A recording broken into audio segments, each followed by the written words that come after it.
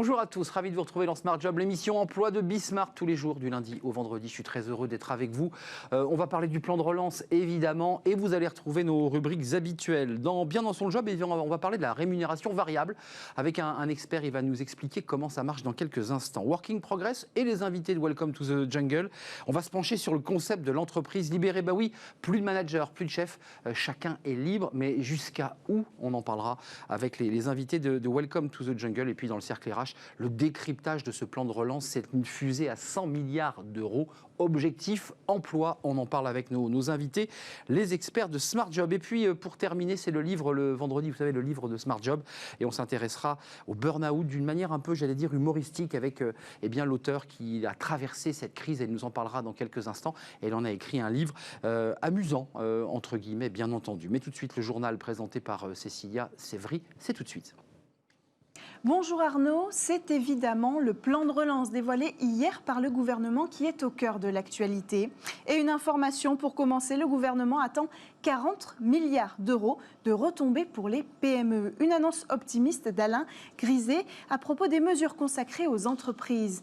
Autre annonce, le secteur du commerce fera l'objet d'un prochain plan spécifique. Et puis le renforcement des sanctions contre les grands groupes mauvais payeurs est aussi en préparation. Et sur le même sujet, un résumé des mesures annoncées hier. D'abord, une baisse d'impôts de 10 milliards d'euros par an sera concentrée sur l'industrie, les entreprises de taille intermédiaire et les TPE-PME. Cette baisse comprend une réduction de 50% de la contribution sur la valeur ajoutée des entreprises et des impôts fonciers sur les bâtiments industriels. Enfin, 3 milliards seront mobilisés pour renforcer les fonds propres des entreprises amputées pendant la crise. Toujours dans l'actualité, Bruno Le Maire a voulu rassurer les salariés. Le chômage partiel pourrait être prolongé au-delà de 2020.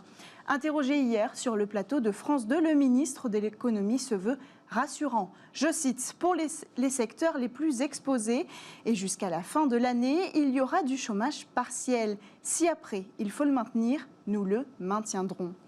Mais dans le même temps, Bruno Le Maire affirme qu'un prolongement n'est pas encore d'actualité. Pour rappel, environ 2,4 millions de salariés du secteur privé étaient en chômage partiel en juillet dernier. Et puis protéger l'emploi, c'est justement l'objectif affiché du plan de relance. 15 milliards d'euros lui sont attribués pour éviter les licenciements et soutenir la formation, une somme répartie en 3 volets. L'emploi des jeunes d'abord avec 6,7 milliards d'euros, une mesure qui doit accompagner 750 000 jeunes sur le marché de l'emploi. Le plan prévoit aussi un bouclier anti-licenciement avec une enveloppe de 7,6 milliards d'euros. Cela comprend un dispositif de chômage partiel de longue durée. Dispositif qui permet aux salariés de se former tout en étant toujours employés. Enfin, une enveloppe de 400 millions d'euros est dédiée au volet compétences pour transformer les métiers dans certains secteurs et accompagner les salariés qui veulent se reconvertir. Voilà pour les informations d'aujourd'hui. Je vous laisse avec Arnaud et ses invités.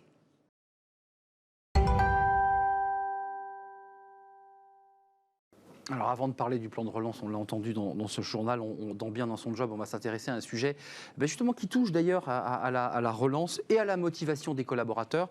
On en parle avec Fabien Lucron, vous êtes le directeur du développement de Primeum. La motivation passe par la rémunération, on le sait.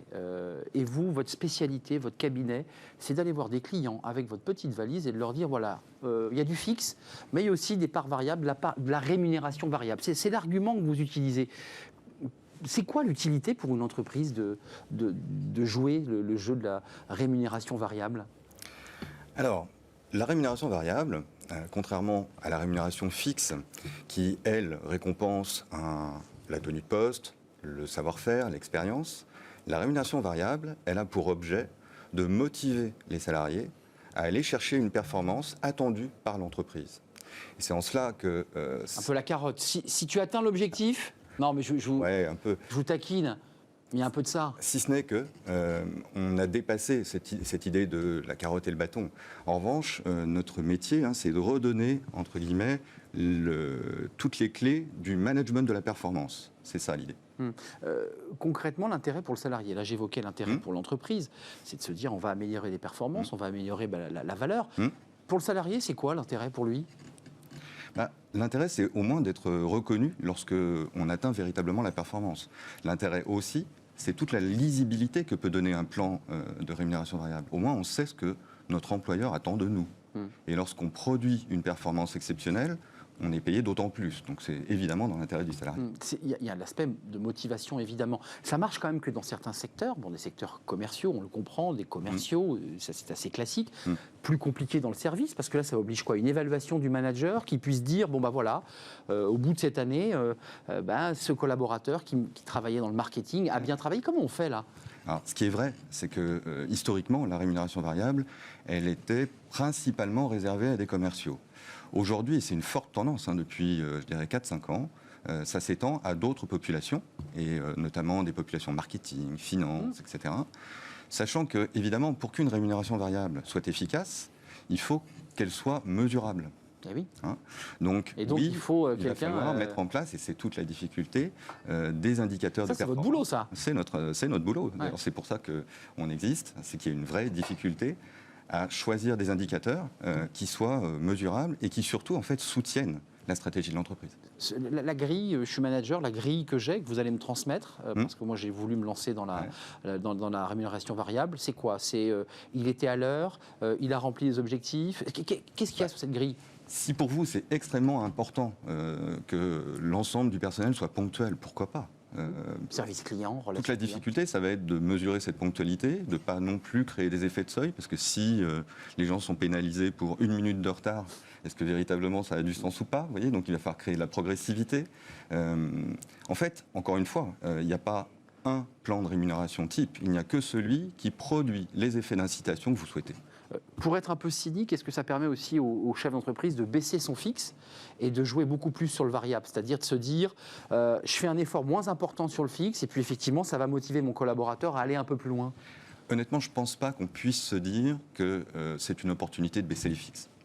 En revanche, dans un monde un peu compliqué, comme celui qu'on traverse aujourd'hui, on peut se dire que plutôt que de consacrer une enveloppe importante à des augmentations de fixe, et du coup, ce qui alourdit les charges globales, on peut se dire qu'on va consacrer une enveloppe un peu plus importante sur du variable, parce que ça va permettre de récompenser ceux qui sont vraiment dans la performance. Juste une question un peu technique, Fabien Lucron. La part variable, c'est quoi? C'est chargé en cotisation de la même manière? Oui, tout à fait. Donc c'est les mêmes charges, hein? Tout à fait. Ça apparaît sur le bulletin de salaire, donc au même titre que le salaire fixe. C'est pas une prime, hein? C'est pas une prime. C'est pas une prime. Donc c'est très différent sur le plan fiscal. Donc pour le chef d'entreprise, il n'y a pas un grand intérêt, je dirais, sur le plan fiscal à... Sur le plan fiscal, pas du tout. On n'est pas sur des mesures d'intéressement ou de participation qui existent et qui, là, pour le coup, bénéficient de mesures fiscales plutôt avantageuses, mais qui, en revanche, ne produisent pas du tout les mêmes effets de motivation. On sait tous que l'intéressement dans une entreprise, on commence à en parler à la fin de l'année, vers novembre, en se disant, tiens, est-ce qu'on va toucher? Bon, c'est la bonne surprise, c'est la cerise sur le gâteau, mais ce n'est pas ça qui motive les collaborateurs en permanence à aller chercher une performance. Vous avez déjà des tableaux de bord, des indicateurs qui vous permettent de savoir effectivement l'entreprise qui a choisi, les grands groupes, il faut quand même être une grosse entreprise pour choisir ce genre de stratégie. Au bout de 2 ans, ils vous disent, oui, effectivement, ça marche, on a amélioré nos performances? Alors oui, bien sûr, on mesure l'effet de performance que généré. Et oui, dans la majorité des cas, nos clients nous font un retour nous disant que oui, sur les indicateurs que l'on a choisis, on voit bien qu'il y a eu une forte évolution. Ça booste. Ça booste, c'est évident. Maintenant, on ne peut pas se dire que c'est seulement la rémunération variable qui va amener à ce niveau de performance. Il y a aussi, généralement, on déploie des formations, il faut que tout l'encadrement managérial ait bien compris son rôle. Il y a beaucoup de choses tout autour. On ne peut pas faire tout porter à la rémunération, c'est clair. C'est important parce qu'il y a la rémunération variable, j'allais dire, c'est traditionnel, on l'évoquait tout à l'heure, puis on commence un petit peu à toucher d'autres secteurs au-delà du commercial, mais il y a aussi les stocks, les actions gratuites. Ça, c'est la Startup Nation, c'est-à-dire on rentre dans une entreprise, on vous dit, écoute, voilà, je ne peux pas te donner beaucoup, par contre, tu auras des stocks. C'est autre chose, ça. C'est autre chose, et je pense que ce modèle est un peu dépassé. Ah oui, on est passé à autre chose. En tout cas, je pense que beaucoup de salariés qui étaient attirés par ce genre de choses, il y a en fait beaucoup de propositions, il y a en fait assez peu d'élus, parce que ces fameuses actions, dans 9 cas sur 10, elles valent rien. Et elle Mais ne il faut que vaudra la boîte jamais elle rien. progresse. Hein. Il faut vraiment que la boîte progresse. Donc c'est un pari très entrepreneurial. Ça correspond à certains profils, mais pas à tous. Donc ça, c'est une proposition que vous avez, je dirais, dans votre panel de propositions chez Primeum ou pas? Non, généralement, on ne fait pas appel à ce genre de dispositif. D'un mot, les PME, c'est difficile de les convaincre. C'est pas une cible pour vous, ce ne sont pas des prospects. On les accompagne lorsqu'ils nous le demandent. On a d'ailleurs packagé des offres spécifiquement pour eux. C'est en effet pas notre cœur de cible. Pour autant, la rémunération variable, c'est un sujet qui intéresse toutes les entreprises, au même titre donc les PME. Bien sûr. C'est intéressant d'avoir un expert qui rencontre des entreprises quotidiennement. L'état des lieux de la situation économique, vous les sentez comment, les grands groupes que vous rencontrez? Ils protègent leurs emplois? Ils s'inquiètent? Comme nous tous, hein, c'était un choc. C'était assez imprévisible. Pour le moins. Pour le moins. Je crois qu'en tout cas, ce que l'on constate, notamment au niveau des grands groupes, ils essayent surtout de préserver l'emploi. Et pour la plupart, ils y arrivent, fort heureusement. Aidés par l'État et le gouvernement. Aidés, bien entendu, par toutes les mesures qu'on a pu entendre. Donc oui, on est plutôt dans une situation où on essaye de sauver les meubles, soyons clairs. Sauver les meubles. C'était l'objet d'ailleurs de notre débat dans quelques instants parce que ce plan de relance a été dévoilé. Et on va en parler avec les experts. C'est un plan à 100 milliards. Ouais. Évidemment, les entreprises, les entrepreneurs, vous-même, j'imagine, étaient attentifs à ce plan. On va le commenter. Fabien Lucron, merci. Merci directeur du développement de Primeum, qui est un cabinet de conseil, on l'a bien entendu, exclusivement dédié, j'allais dire, à la pédagogie concernant cette rémunération variable. Vous êtes venu en faire d'ailleurs sur ce plateau aujourd'hui dans Smart Job. Merci d'être venu. Merci. Tout de suite, c'est Working Progress, notre rubrique. Les invités de Welcome to the Jungle, ils sont là, ils nous attendent.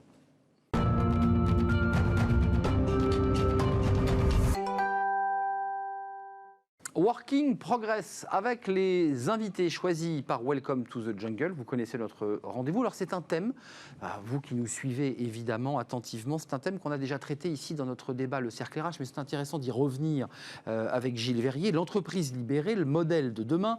Alors c'est une philosophie, l'entreprise libérée, avec des chercheurs, des économistes, dont un économiste américain qui prophétise assez souvent ici en France. Merci d'être avec nous, Gilles Verrier. Vous êtes le fondateur et directeur général d'Identité RH. Et vous avez écrit ce livre, Faut-il libérer l'entreprise? C'est sorti chez Duno.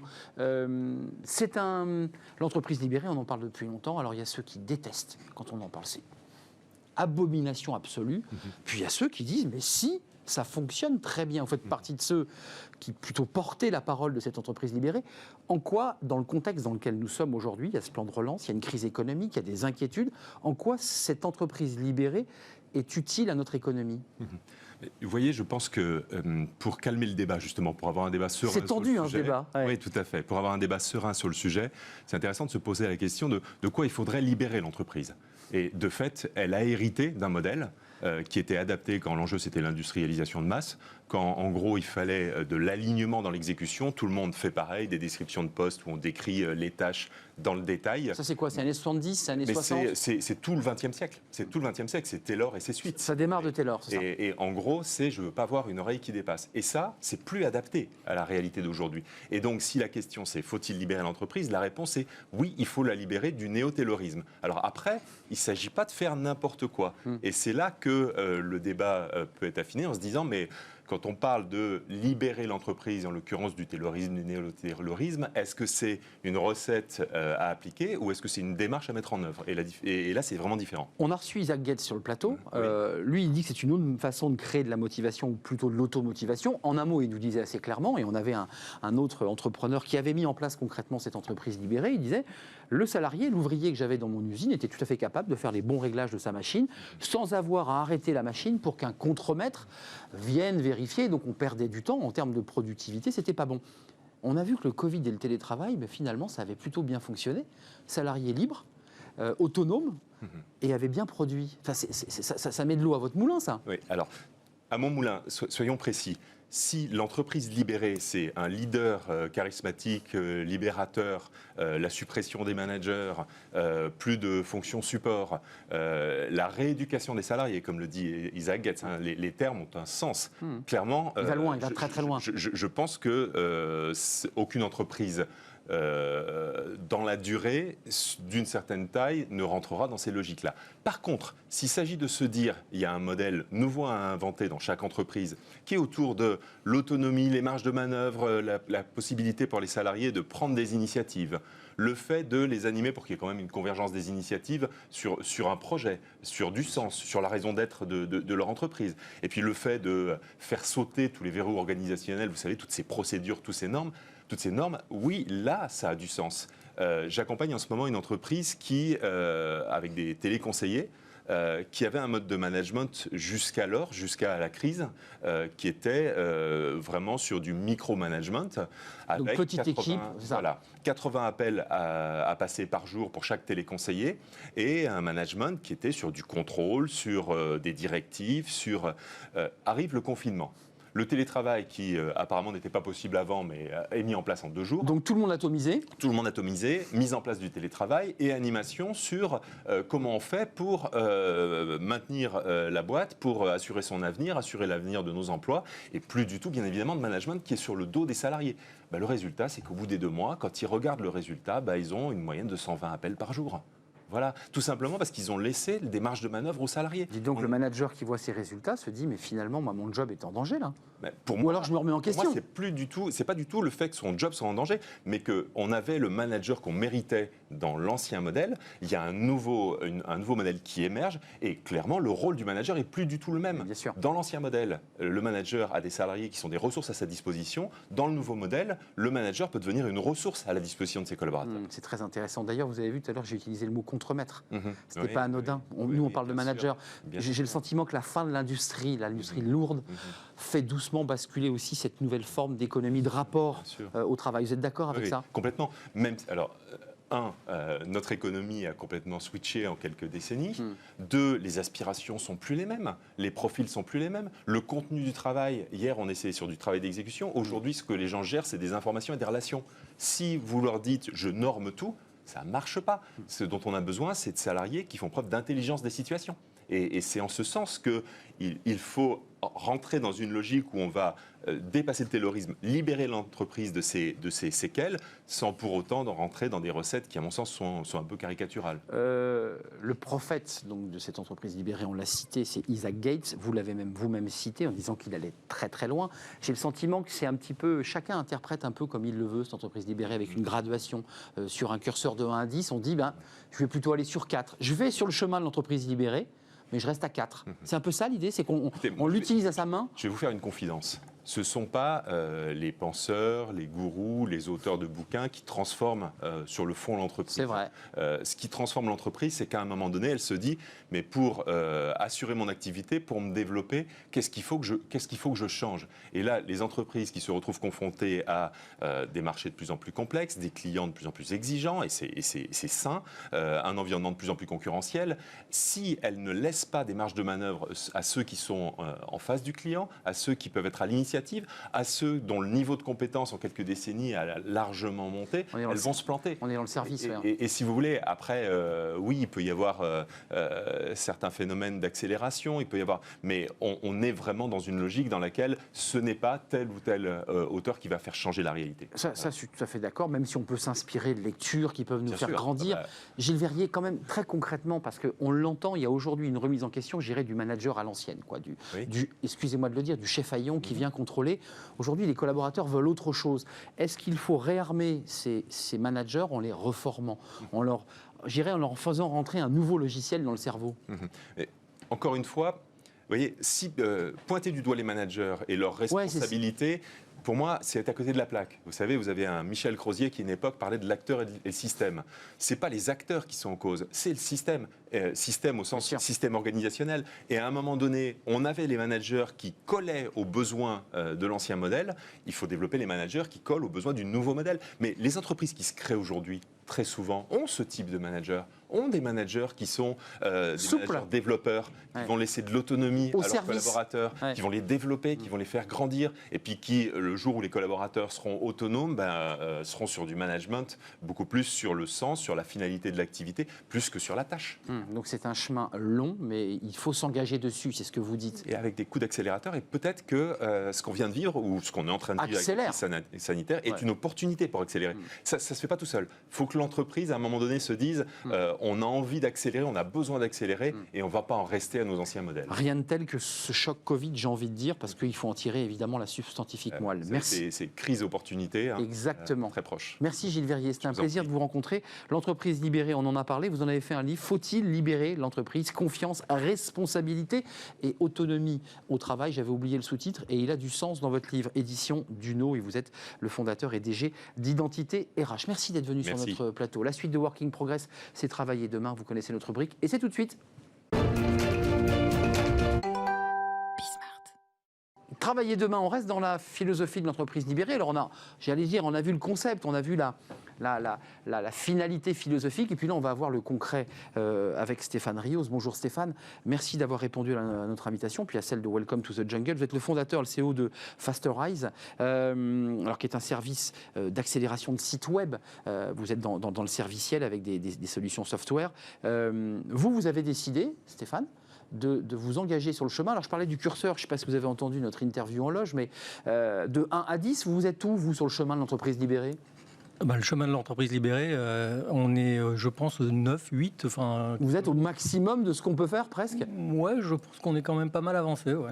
Qu'est-ce qui fait qu'un entrepreneur, un créateur d'entreprise qui développe sa boîte dit à un moment donné, c'est une lecture, c'est une rencontre, c'est quoi? C'est une réaction à l'existant, je pense, une réaction à ce que je constatais autour de moi, dans les grands groupes, le mal-être. Que vous avez vécu un peu?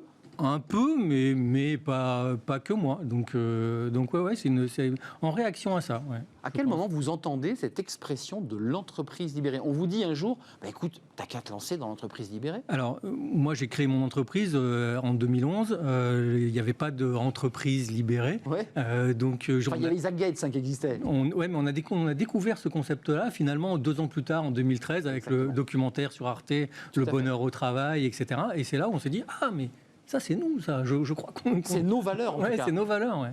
Et donc, comment vous commencez, je dirais, à imbiber la pensée de l'entreprise à travers cette valeur de l'entreprise? En fait, il y a eu un déclencheur, c'est le bouquin Reinventing Organization, qui nous a vraiment marqué. C'est une lecture. C'est une vraie, il y a une illumination.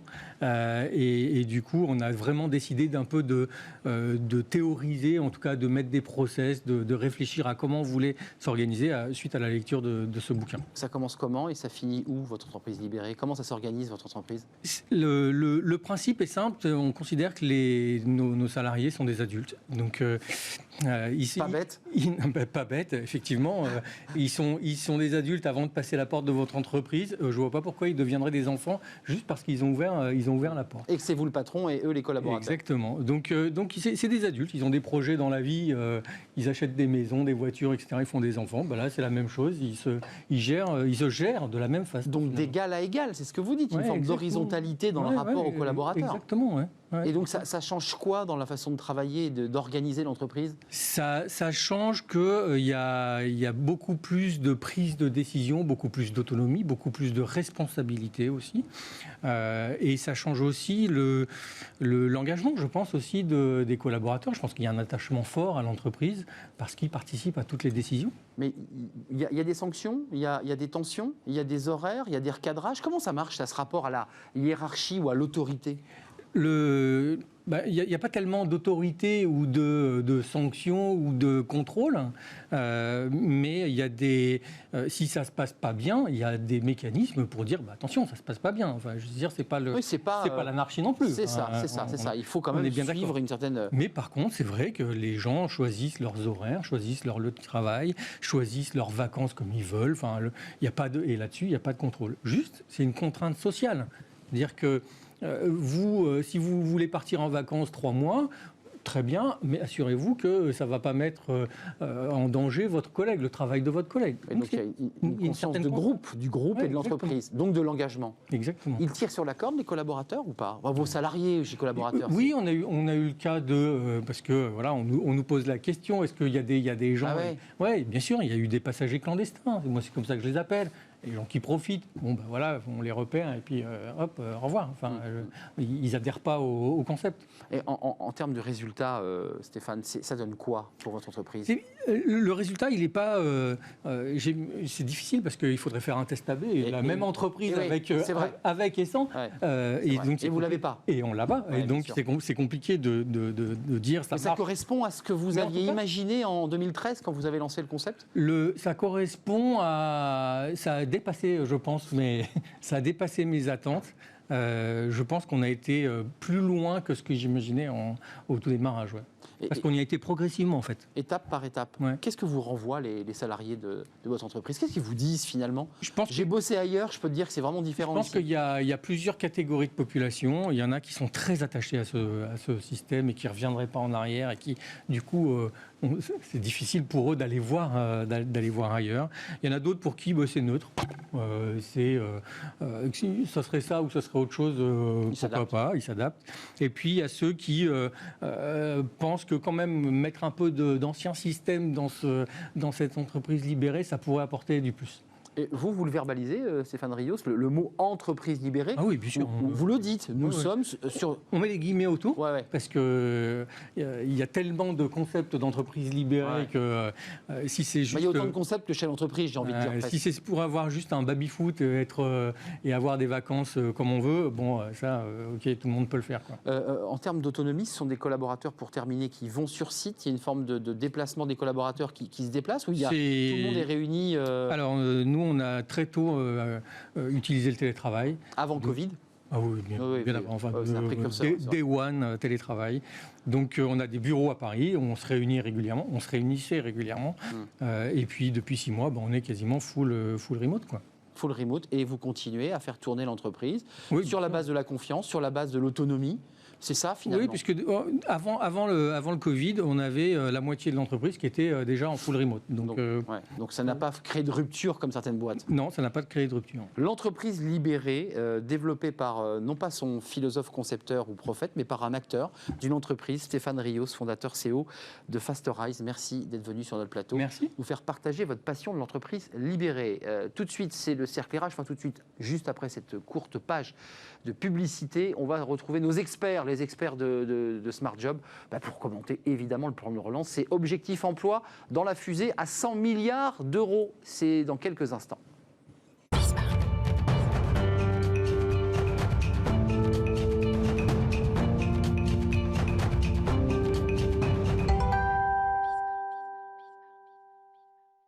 Le cercle RH, les experts de Smart Job, c'est chaque vendredi. Alors là, il y a une actualité évidemment très forte, c'est ce plan de relance. Il a été dévoilé hier par le Premier ministre, avec plusieurs ministres d'ailleurs autour de lui. C'est une fusée à 100 milliards d'euros. Je fais un peu de la tintinophilie avec Objectif Emploi, parce que ça a été vraiment le mot martelé. On va y revenir. Est-ce que ce plan est capable de les sauver, ces emplois, et d'en créer d'autres? Parce qu'il y a quand même dans ce plan l'idée que c'est un plan de sauvetage et c'est un plan de relance. On reviendra sur les subtilités de ce plan, parce qu'il va être pérenne au-delà de la crise Covid, donc il y a quand même des réformes structurelles qui vont impacter, et puis une réforme fiscale avec une baisse des impôts sur la production des entreprises, une baisse d'impôts qui sera pérenne au-delà de la crise Covid. Donc il y a quand même une stratégie autour de l'offre, et certains considèrent qu'on aurait peut-être pu faire un effort concernant la demande des ménages, c'est-à-dire faire en sorte qu'on puisse consommer. C'est un débat. On en parle avec mes invités. Olivier Babot, merci d'être avec nous. C'est un plaisir. Président fondateur de l'Institut Sapiens, vous êtes économiste. On écoutera votre regard, votre analyse sur ce plan de relance. Carole Couvert, merci d'être là. Vous êtes la vice-présidente du CESE. Je précise, vous êtes une des ambassadrices, vous êtes deux de la participation auprès... Vous êtes trois. Bah, voyez, alors, il y a Thibault Langsade, François Perret. François Perret, j'avais oublié François Perret. La participation, on en parlera peut-être avec vous. Benoît Serre, merci d'être là. Vice-président de l'Association nationale des DRH, et vous êtes senior partner au BCG. Je rappelle que vous êtes ancien DRH. Et vous avez contact, évidemment, avec ce tissu de DRH. Oui. Olivier Babot, je ressors une phrase, je l'ai sortie hier pour ceux qui nous regardent, vous allez dire, attendez, ils gardent les mêmes fiches. Jospin, en 99, sur un plateau de télé, Michelin allait se séparer de 7500 salariés. Les résultats de Michelin étaient très bons. Et Jospin répond à ce journaliste, l'État ne peut pas tout. En un mot, il y a l'économie, il y a l'État. Hier, quand j'ai écouté Jean Castex entouré de ses ministres, je me suis dit, c'est le retour de l'État. L'État qui organise, réglemente, François Bayrou qui devient haut commissaire au plan, à la stratégie. Enfin, excusez-moi, De Gaulle sort de ce corps. Oui, on a l'impression que se refermerait une parenthèse libérale qui d'ailleurs n'a jamais eu lieu. En réalité, la vérité, c'est que les prélèvements obligatoires ou la place de l'État, la place des dépenses publiques dans le PIB sont à peu près toujours aussi importants. C'est pourquoi quand l'État nous explique aujourd'hui qu'il va sauver la mise, ça fait un peu l'idée du pompier pyromane qui commence par allumer le feu pour mieux pouvoir jouer le rôle de celui qui sauve. En tout cas, au-delà de la blague ou de l'anecdote, ce qui est clair, c'est qu'on a l'impression qu'on vient de découvrir des problèmes qui sont là depuis 30 ou 40 ans. Celui de la formation, celui de l'activité des seniors, celui du positionnement de nos entreprises, celui de leur accès au financement justement pour pouvoir investir. Des compétences, et que tout d'un coup, on va le régler avec un grand coup de déficit, comme si c'était la première fois qu'on était en déficit, alors que je rappelle que c'est juste depuis 1975 qu'on a été incapable de proposer un budget à l'équilibre. Le risque, c'est que dans cette très large panoplie d'actions qui a été annoncée, il y a un petit peu le syndrome du saupoudrage. Tous les guichets, on a ouvert un guichet pour à peu près tout le monde. Tout le monde s'attend à toucher un petit peu, avec peut-être malheureusement un petit peu une efficacité qui sera variable. Ça, c'est une critique qu'on entend, et puis on parlera de la demande et de l'offre, parce qu'il y a une stratégie, là, c'est l'économiste qui sera intéressé. C'est un plan de l'offre, le ministre l'assume, Bruno Le Maire le dit, sur les entreprises qui ont le plus souffert, les ménages ont été protégés, on met le paquet sur les entreprises. Carole Couvert, comment vous le regardez, vous, ce plan de relance? Il était très très attendu, il avait été repoussé d'une semaine, on s'en souvient. C'est 100 milliards avec de la transition, des métiers de la transition écologique, de l'emploi, de la formation sur les jeunes. Il est assez peu critiqué, je dirais, hormis d'une manière très formelle par les oppositions, parce que l'extrême gauche considère qu'on saupoudre et qu'on ne fait rien pour les ménages, et puis la droite dit c'est les déficits qui explosent. Mais globalement, il est plutôt bien accueilli, ce plan. Moi, si je devais résumer la réaction, c'est des questions sur le quand et sur le comment. C'est des regrets, parce qu'effectivement, il est orienté offre et pas demande. Il n'y a pas d'équilibre, il n'y a pas de contrepartie aux aides. Et puis, c'est un espoir. Alors, les questions... Le quand et le comment, ça peut paraître anecdotique, mais comme 40% du plan français repose sur l'aide européenne, on sait très bien que le plan de relance européen doit d'abord être ratifié par les différents États membres de l'Union européenne, puis que chaque pays doit présenter son plan. C'est 40 milliards pour la France. Tout à fait, c'est 40% de notre plan. Jean Castex, agacé à une question d'un journaliste hier qui lui demandait, qui lui posait cette question, et il a été très agacé. C'est même le ministre en charge de cette question qui a dit, attendez, un ras-le-bol des fake news, je ne sais pas si vous avez entendu. Mais du coup, on sait très bien que la France va présenter son plan de relance face à la Commission européenne au mois d'octobre. Aucun pays n'a le droit de veto. Pour autant, il faut quand même une majorité pour que cela Vous dites quoi? Vous dites que, bon, il y a beaucoup de milliards qu'on valsé hier, mais il faut que ça tombe, donc là, maintenant. C'est ça, pour le dire simple.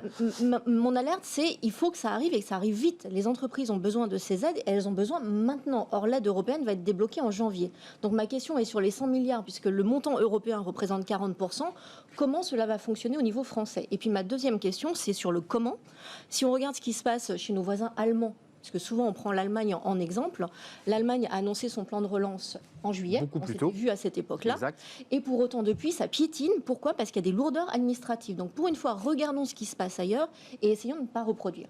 Les regrets, je l'ai dit, je vais aller très vite pour passer la parole à Benoît. Se concentre. Les regrets, c'est vraiment que ce plan soit tourné uniquement entreprise et qu'il n'y ait pas de contrepartie. Dans les contreparties, il pouvait y avoir des choses autour de l'emploi, il pouvait y avoir des choses sur la gouvernance d'entreprise pour ouvrir davantage les conseils d'administration aux représentants des salariés. Il pouvait y avoir la mise en place de dispositifs d'intéressement et de participation un peu plus généralisés. Et puis sur le soutien de la demande, on pouvait imaginer des mesures de déblocage de l'épargne salariale fléchée vers le bâtiment, fléchée vers l'automobile. Ce sont les propositions que nous avons faites avec Thibault Langsade et François Perret sur la partie intéressement. Et puis maintenant, je vais dire l'espoir, parce qu'il faut quand même terminer par quelque chose de positif.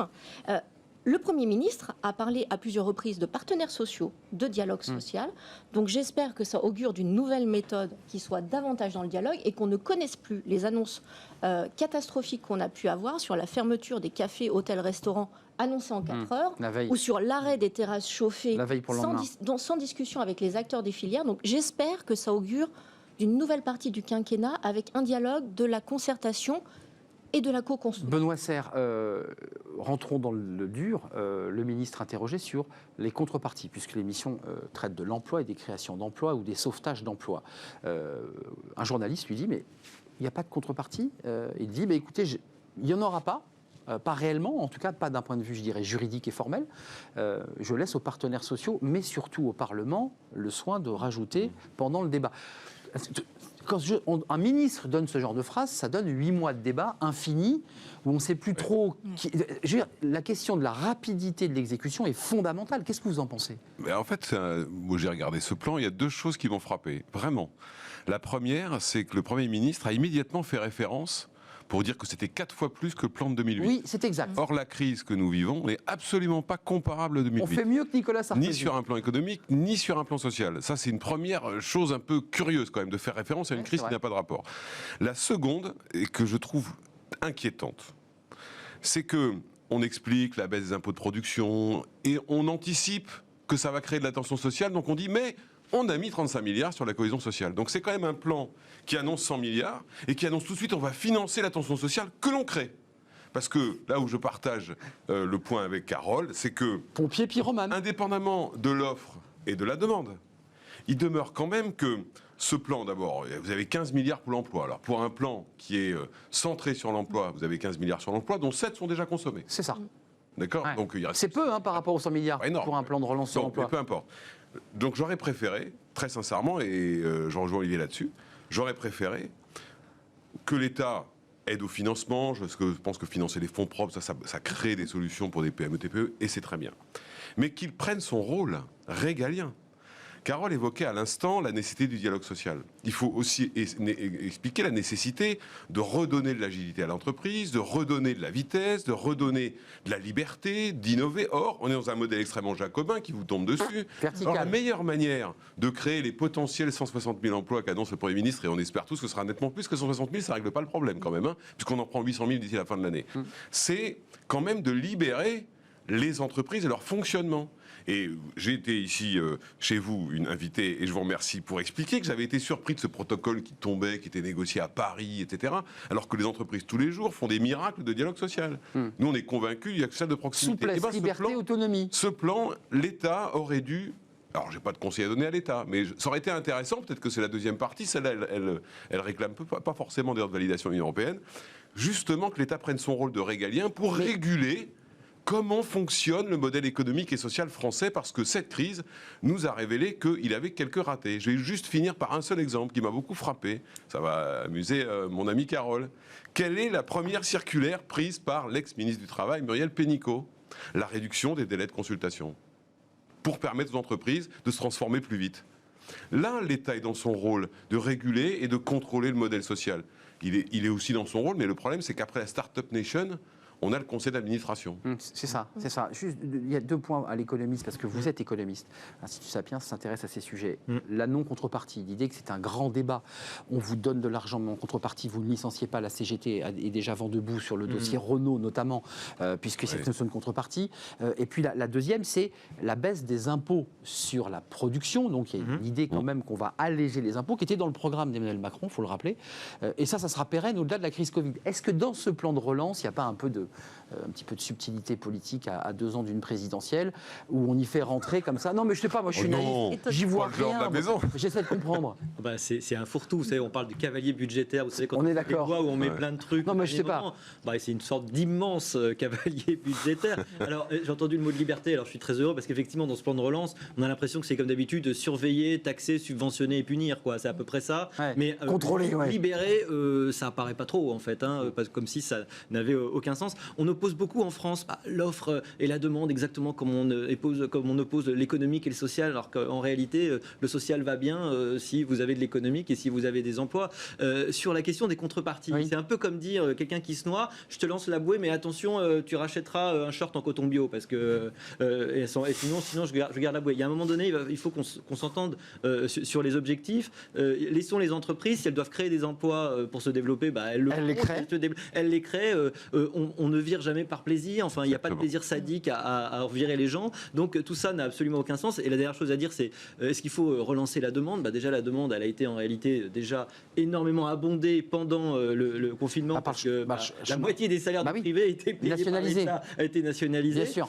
Mais là, ça revient un petit peu. C'est un peu comme chauffer une maison qui est mal isolée. Vous chauffez la rue. Si vous relancez la demande, vous allez juste nourrir les importations. Et c'est un peu chinoises, dommage. Les importations chinoises, ce qui est sympa pour la Chine, mais qui n'est pas très efficace. Et non, sauf là, effectivement ce que tu as dit, où tu as fait raison, conditionner, si on relance, à conditionner à certains types. Donc short bio, mais français. Le short bio français. Oui, Non, mais c'est d'accord. compliqué pour des raisons de concurrence, on ne peut pas faire n'importe quoi. Européen, à la limite. Européen. Non, mais déjà, on peut proposer Carole des Couvert. dispositifs en tenant compte du retour d'expérience sur la crise financière de 2008. Et quand on a fait nos propositions avec Thibault Langsade, avec François Perret en tant qu'ambassadeur à l'intéressement, on a dit voilà, proposons de débloquer l'épargne salariale sous réserve que ce soit fléché vers des achats de prestations pour rénover sa maison, pour Donc, acheter une il y a une voiture notion hybride de- ou électrique. de pour acheter des conditionnalité. électroménagers. Hein. C'est pas Et à simple à vérifier. organiser, mais pour autant, la Ça fait les période papiers, oui. nécessite ce intéressant. degré de courage, d'audace pour sortir des sentiers battus. Et il faut qu'on réinvente un certain nombre de choses. Benoît Après, Serre. je suis d'accord avec vous. Allez, Je donc, termine Carole, allez-y, là-dessus. allez-y. Sur libérer. Aujourd'hui, on a On en a besoin parlé un d'ouvrir quart le d'heure, champ du entreprise possible, libérée, là. avoir de l'audace. Donc il faut donner cette capacité tant aux chefs d'entreprise qu'aux salariés. Et c'est pour ça que moi j'insiste sur cette notion de dialogue.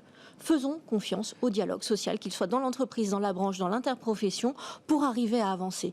Ok, il y a des délais. Il faut qu'on travaille sur ces délais-là. Mais quand on veut, on doit pouvoir y arriver. On a affaire à des gens qui sont intelligents, responsables, et l'entreprise est un collectif. Majoritairement. Juste Benoît Serre, Majoritairement, oui, bien sûr. vous l'évoquiez, c'est vous qui mettez le pied dans le plat parce qu'il y a 800 000 emplois qui vont être détruits par cette crise Covid.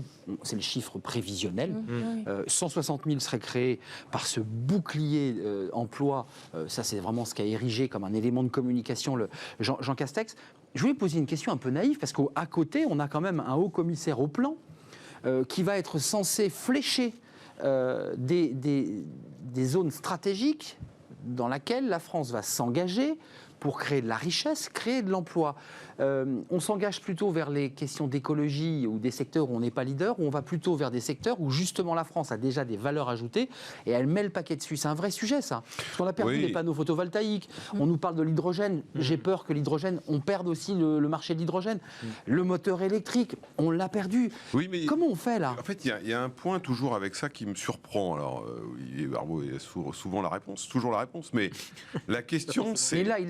C'est, je ne crois pas qu'il y ait un jour un chef d'entreprise qui se dise bon, il y a un axe stratégique sur le photovoltaïque, mais je vais me barrer. Je ne vais pas m'en occuper. Je pense que la question, elle est ailleurs. Qu'est-ce qui s'est passé ? Pourquoi ? Qu'est-ce qui s'est passé ? Oui. Et j'en reviens au point précédent, et je rejoins à 100% Carole. C'est pas une affaire d'offre ou de demande. Simplement, par exemple, on sait très bien que cette crise, elle a révélé, plus que créé, des tendances, des attentes très fortes, une rénovation quand même du modèle social au sens large, pas du modèle social tel J'allais qu'on dire de notre négocie. consommation aussi.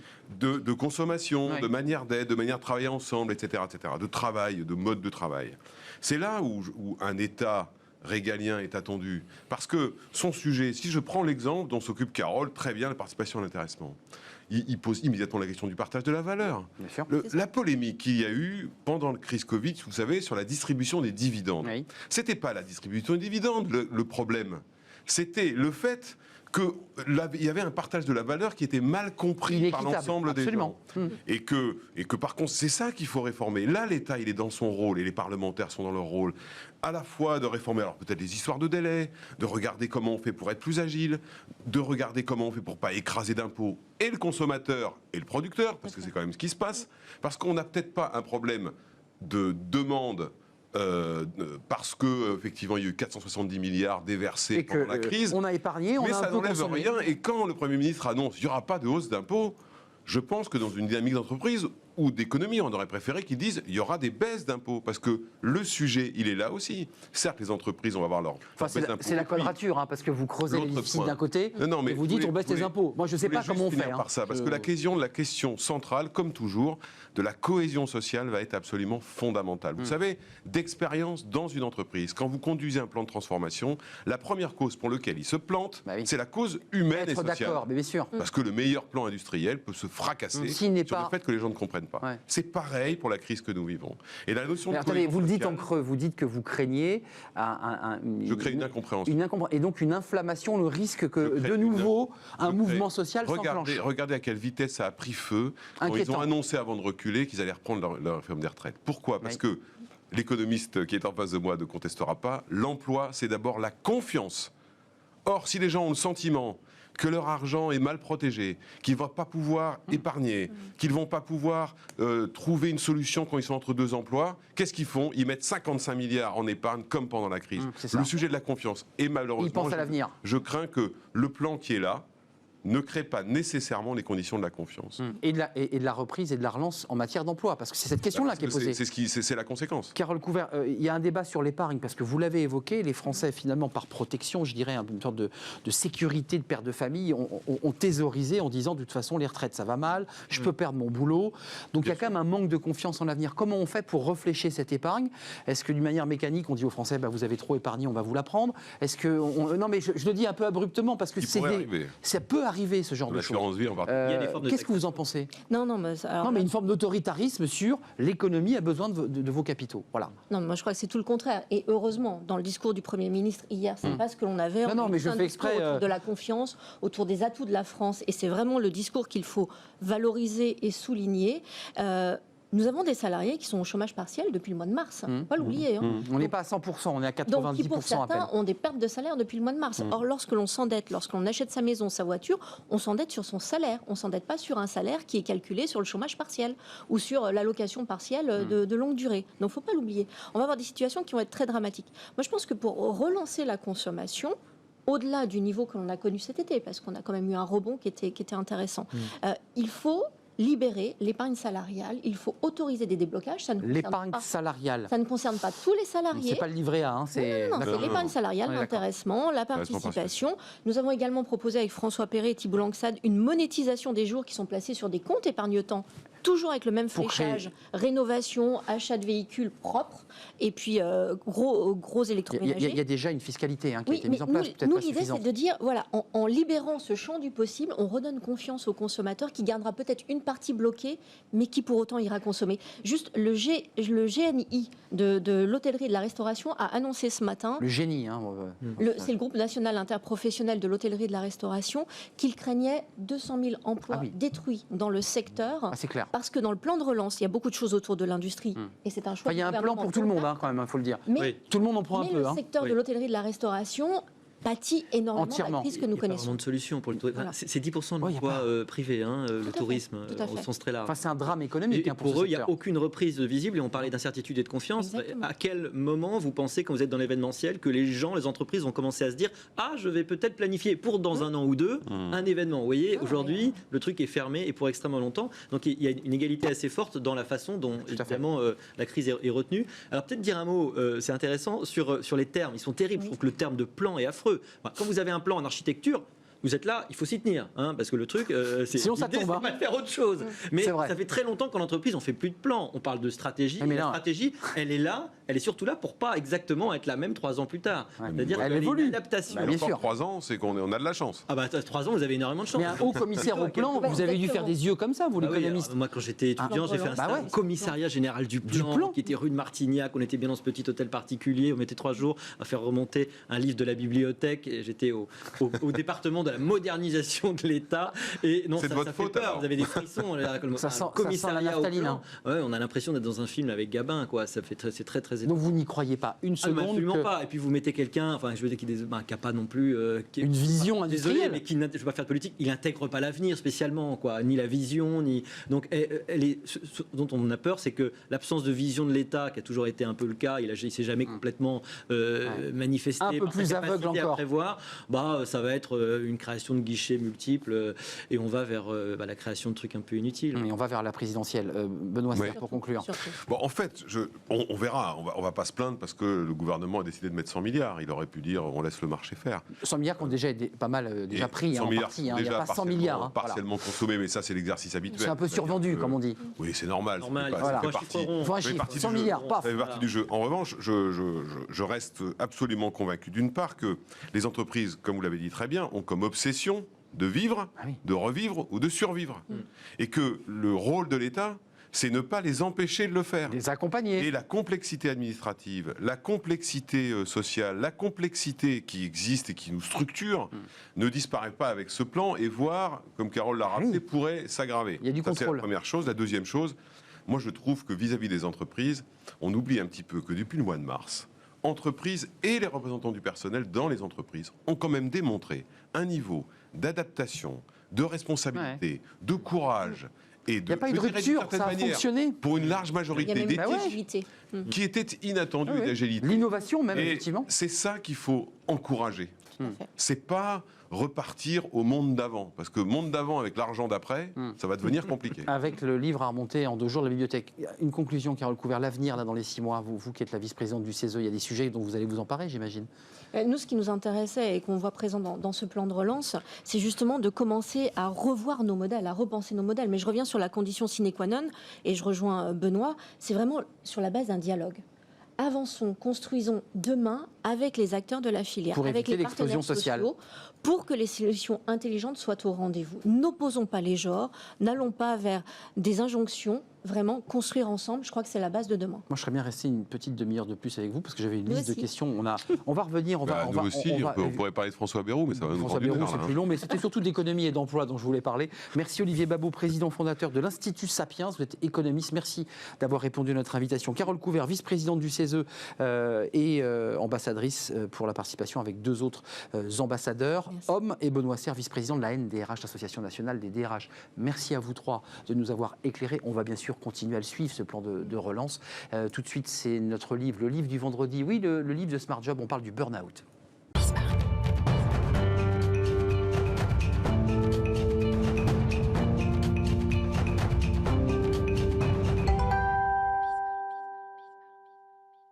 On termine notre émission chaque vendredi, le livre de Smart Job. On a aujourd'hui en webcam Chiara Carreno. Bonjour Chiara. Bonjour. On est ravis de vous accueillir avec votre joli sourire parce que vous avez sorti un livre alors qui fait référence évidemment à tout un mouvement sur Twitter. Balance ton burn-out. Voilà, c'est un titre accrocheur avec ce petit dessin sympathique parce qu'il correspond à, je dirais, à l'esprit de votre livre. D'abord, Chiara, vous avez vécu, vous, un burn-out. Vous l'avez traversé, vous avez bossé dans plein d'entreprises internationales, vous avez connu la pression et vous êtes passé et vous avez vécu ce burn-out. Quand vous êtes replongé dans ce livre en vous disant je vais l'écrire, ce livre, vous l'avez écrit avec humour, avec le sourire, ça a dû être douloureux quand même de se replonger dans votre propre expérience. C'est vrai, mais une fois que c'est passé, et en fait, c'est vrai que c'est un moment très difficile quand ça nous arrive, et du coup, une fois que c'était fini, c'est plus facile à écrire en fait. C'est quoi un burn-out, Chiara? Comment vous l'avez vécu? Quel mot vous mettriez sur ce mot burn-out? On se sent brisé, on se sent cassé, on ne sait pas si on va s'en sortir. Et c'est ce que je voulais dire en fait. Vous êtes radieuse aujourd'hui, vous êtes la preuve à travers ce livre qu'on s'en sort. Comment vous vous en êtes sortie de ce burn-out? Justement, en me focalisant sur moi et en réfléchissant à ce qui m'avait poussé vers le burn-out en fait. Et du coup, excusez-moi, je vous entends très mal et ça, j'ai un retour de son. Ouais, exactement. Essayez de bien vous concentrer. Je ne veux pas non plus vous mettre sous tension, Chiara, parce que c'est effectivement très désagréable. Je sais ce que vous vivez. Juste, pourquoi avoir choisi le ton de la bonne humeur? Pourquoi vous avez voulu désacraliser? Vous avez voulu dire on peut s'en sortir? En fait, il faut dédramatiser parce que quand quelqu'un est en burn-out, il est à fleur de peau, c'est une personne qui est terrifiée, qui se sent très très mal. Et en fait, du coup, il faut dédramatiser, sinon on s'en sort pas, quoi. Et déjà que vous êtes mal, si en plus j'écris un livre qui est noir et qui est pas sympa, du coup on n'a pas envie de lire. Et en fait, je voulais que ce soit frais, je voulais que ce soit facile à lire.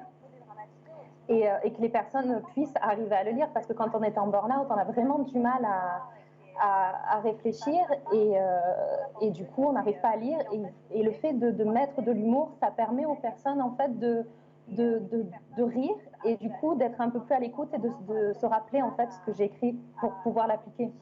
Et de se dire se dire c'est possible, c'est intéressant d'avoir le témoignage de quelqu'un qui en est sorti et qui ne fait pas un livre noir. Quelles ont été les étapes de votre reconstruction? Comment on en sort? D'abord, ce qu'il faut faire, c'est que déjà quand on commence à se sentir ou quand on est vraiment dans le burn-out, il faut ralentir.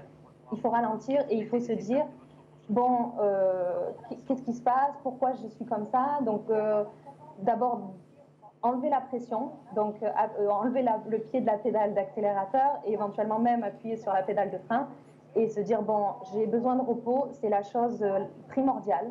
Donc, il faut vraiment beaucoup dormir, il faut respirer et il faut relativiser. C'est très bien d'avoir un travail, c'est très bien de gagner de l'argent, mais à quel prix? Je me souviens toujours, à chaque début d'année, tout le monde disait, on vous souhaite la santé, c'est le plus important. Et c'est vrai que pour moi, je me disais toujours, mais pourquoi j'ai la santé, je suis jeune, donc on me le souhaitera plus tard. Mais en fait, une fois que vous l'avez perdu, plus rien n'est possible. Donc c'est pour ça que c'est très très important de commencer par se reprendre physiquement. Donc les choses de base, dormir correctement, manger, se détendre, surtout avant de dormir, parce que quand on arrive à un stade de burn-out, on est tellement en stress qu'on n'arrive plus à récupérer quand on dort. Donc en fait, il faut, avant de s'endormir, apprendre à se détendre, voilà, et de respirer profondément pour calmer le corps et dire, bon, ben maintenant, je dois me récupérer, je dois dormir. Et ensuite manger correctement, parce que c'est vrai que quand on travaille beaucoup, on a tendance à manger de la junk food parce que c'est plus pratique et parce que c'est bon. Mais il faut vraiment apporter un maximum de vitamines et aussi à faire un petit peu de sport pour justement redescendre la pression. Chiara, avant de nous quitter, il nous reste 20 secondes, j'en suis absolument désolé. Vous êtes une femme heureuse aujourd'hui? Oui, tout à fait. Ouais, votre sourire le dit en tout cas. Non, mais c'est pour ça, je voulais vraiment amener un message positif. Le burn-out, c'est pas une fin et c'est un début. Et pour vous, ça a été le début d'une reconstruction. Et en tout cas, et aujourd'hui, vous avez repris le chemin du travail dans un groupe international, sans le citer? Je travaille déjà depuis un an et tout se passe très bien. Donc j'ai mes hobbies, je travaille sur mes écritures, je travaille sur plein de choses. Et en même temps, j'ai un travail dans une entreprise et tout est faisable, mais il faut y aller progressivement et vraiment s'écouter et se connaître. C'est le plus important. Merci Chiara pour votre sourire, votre énergie et votre envie de dire aux autres, si vous êtes touché par ce burn-out, on peut s'en sortir, on peut relever la tête et on peut reprendre une vie normale à condition de respecter quelques règles que vous nous racontez, parce que c'est aussi un guide pratique. Balance ton burn-out chez Jaezo Éditeur. Merci Chiara Carreno d'être venue dans le rubrique Le livre de Smart Job. Merci à vous, merci à mes invités qui ont terminé l'émission avec moi, Carole Couvert et Benoît Serre. Merci à Fanny Griesmer et à toutes les équipes techniques qui m'accompagnent tout au long de cette semaine. Voilà, c'est la fin de la semaine. On se retrouve lundi pour évidemment de nouvelles aventures. D'ici là, restez fidèles à nos programmes et puis protégez-vous, bien entendu. Bon week-end à tous.